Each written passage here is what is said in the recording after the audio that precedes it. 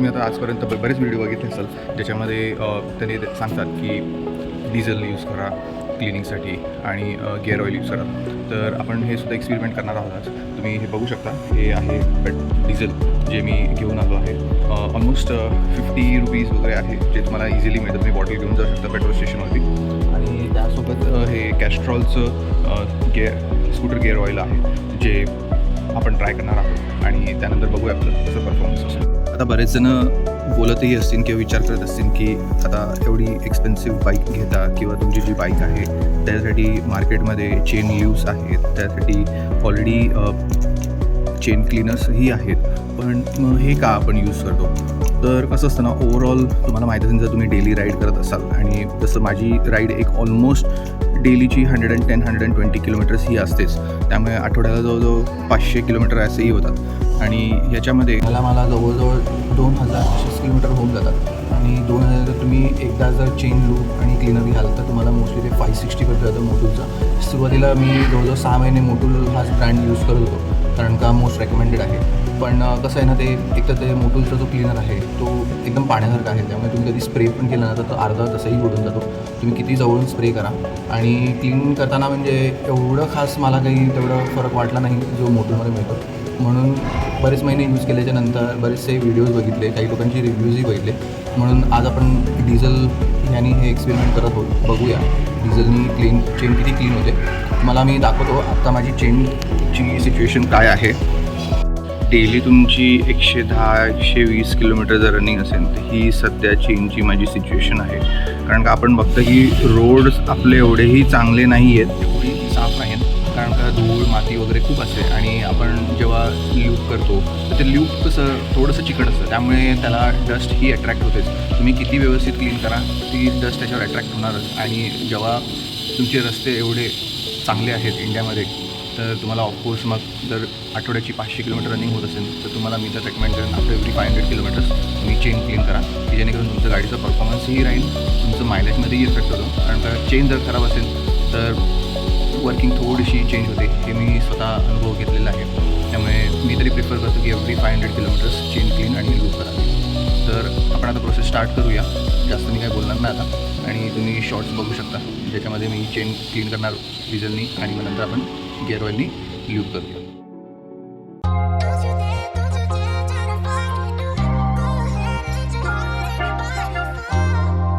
तर तुम्ही बघू शकता हे डिझेल वगैरे मोस्टली अप्लाय केल्याच्या नंतर बरीच घाण निघालेली आहे. ओके, चेनमध्ये जी डस्ट आहे किंवा काही जी चिकटपणा असतो तो इझिली निघून जातो. हे अजून तरी मी चेन क्लीन केलेली नाही आहे, पण तुम्ही बघू शकता पहिले चेन कंडिशन आणि सध्या. अजून दुसरं मी सांगेन की तुम्ही जर क्लीन करणार असाल तर तुमच्याकडे हा एक क्लॉथ येतो, तुम्ही घेऊ शकता, कारण इझिली तुम्ही हातात घालून तो व्यवस्थितपणे क्लीन करू शकता. हे अशा प्रकारे, कारण का कसं मोस्टली जर तुम्ही साधे कपडा वगैरे जर घेतला, जसं हे कपडा वगैरे आहे, हे घेतलं तर बरेच वेळा ते हातातनं खाली पडणार किंवा तुम्हाला इझी एक कम्फर्ट मिळत नाही क्लीन करताना. तर ह्याच्यात तुम्ही बघू शकता की मी इझिली, म्हणजे आपण जशी आपली हाताची मूवमेंट असते आपण इझिली हे करू शकतो. आणि हातात घातल्यामुळे तुम्हाला हातालाही कुठे खराब होण्याची शक्यता नसते किंवा तुमचे हातही व्यवस्थित राहतात, कुठे जास्त काळं लागणार नाही. तर मी तर रेकमेंड करेन हे असं क्लॉथ तुम्ही घ्या, की जेणेकरून तुम्हालाही क्लिनिंगला सोपं पडेल आणि हाताला कुठे काही लागण्याची भीती नाही. तर आता मी चेन क्लीन झाली आणि त्यानंतर जस्ट विचार केला की थोडा वेळ आता डिझेल लावलेलं आहे आपण आणि क्लीन केली, तर थोडं ड्राय होऊ दे. आणि विचार केला त्यावेळेला आपला टॉप बॉक्स काढून ठेवलेलं सध्या, त्यामुळे टॉप बॉक्स लावायला गेलो. टॉप बॉक्स लावून झाल्याच्या नंतर माझं लक्ष इथे गेलं, हे जे बोल्ट आहेत जे तुमची टेल टाईड वगैरे जी आहे ती माउंट जिथे असते. ओके, हे रोड्स आपले कसे बम्पी असल्यामुळे आणि गाडी त्यामुळे तशी जास्त कधी कधी एकदम जर्क घेते, मध्ये खड्डे असतात. तर मी नोटीस केलं की हे 2 बोल्ट लूज झाले होते, म्हणजे लिटरली एवढे लूज झालेले की ते पडले असते.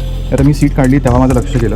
त्यामुळे जर आपण बघत असाल आणि हे जर बोल्ट आपल्या बाईक्समध्ये सुद्धा आपल्याला दिसत असतील तर प्लीज चेक करत जा, कारण का हे जर निघाले असते तर मग अचानक इन बिटवीन राईड किंवा जाता जाता तुम्हाला रस्त्यात हे जर कुठे परत बोल्ट पडले, परत तुम्हाला सर्व्हिस सेंटरशिवाय आधीमध्ये कुठे हे.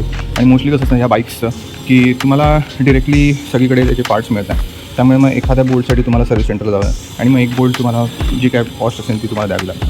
त्यामुळे प्लीज तुमचे बोल्ट्स झाले किंवा तुमचे हँडल बार्स असतील तर हँडल सध्या बॅग माउंट केले, पण हँडल बारचे हे जिथे माउंट असतं ते तुम्ही सगळे हे बोल्स वगैरे एल किनी वगैरे सगळे चेक करा. थोडा वेळ आपण डिझेल लावून ठेवणार होतो, तुम्ही एक 15 ते 20 मिनटं डिझेल अप्लाय करून क्लीन करून नंतर थोडी साफ केली चेन आणि परत थोडं ड्रायवरसाठी ठेवलेली.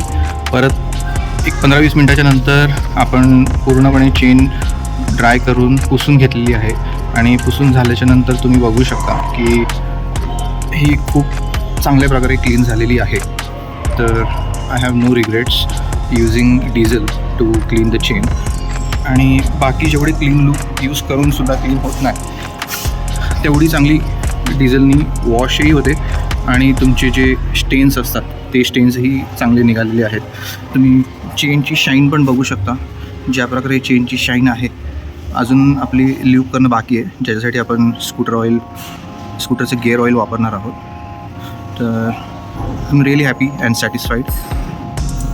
तर पूर्णपणे चेन ड्राय झालेली आणि चांगली क्लीन झालेली आहे. त्यामुळे मी तुम्हाला जसं सांगितलेलं हे कॅस्ट्रॉलचं स्कूटर गिअर ऑइल 80W90 हे आपण यूज करणार आहोत. तुम्ही मोस्टली लोक काय करतात की हे सेंटर पार्ट जे असतं ह्या इथे स्प्रे करतात, पण ॲक्च्युली इथे ओरिंग्स असतात. ह्या ओरिंग्स लुब्रिकेट झाल्याच्या नंतर तुमची चेनची मुवमेंट जी असते सगळीकडे स्प्रे करतात.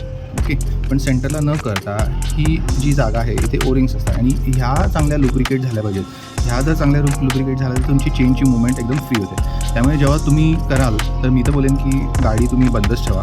एक हाताने म्हणजे आता सध्या तरी माझ्या हातात एक हे आहे, पण एक हाताने म्हणजे अशी जेव्हा मुवमेंट असते त्यावेळेला हा जो पार्ट आहे हा आणि ह्या दोन ठिकाणी तुम्ही व्यवस्थित लुब्रिकेट करा. आणि पूर्णपणे लुब्रिकेट झाल्याच्या नंतर तुम्ही एक अर्धा तास तरी तुमची गाडी व्यवस्थित स्टँडवर उभी राहू द्या. लगेच बाहेर पडू नका, कारण का आतमध्ये पूर्णपणे व्यवस्थित लुब्रिकेट झाल्याच्या नंतर चांगली फ्री होते चेन.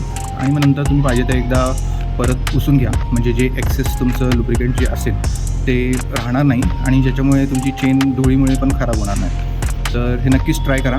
मी आता ऑलरेडी ही केलेली आहे लुब्रिकेट, त्यामुळे तुम्ही एक डिफरन्स बघू शकता. पहिले आपली कंडिशन काय होती चेन स्पॉकची प्लस चेनची, आणि आता चेन किती क्लीन दिसते. अशा प्रकारे आपला आजचा संडेचा जो टास्क होता चेन क्लीन करणं आणि लुब्रिकेट करणं हे झालेलं आहे.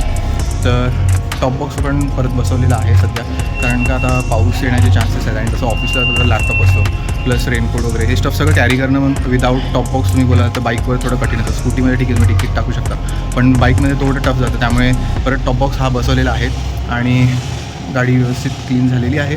आणि माझाही अवतार बघू शकता. आणि जर तुमचा असा अवतार झाला नसेल गाडी क्लीन केल्याच्या नंतर तर मी बोलेन तुम्ही गाडी व्यवस्थित क्लीन केली नाही. त्यामुळे मी तर एन्जॉय केलं आहे. आता घरी जाणार मस्तपैकी आंघोळ करणार, फ्रेश होऊन मग संडे बाकीचा एन्जॉय करायचा आपण. तर भेटूया परत नेक्स्ट इन्फॉर्मेटिव्ह ब्लॉगमध्ये. तोपर्यंत thank you so much. Signing off.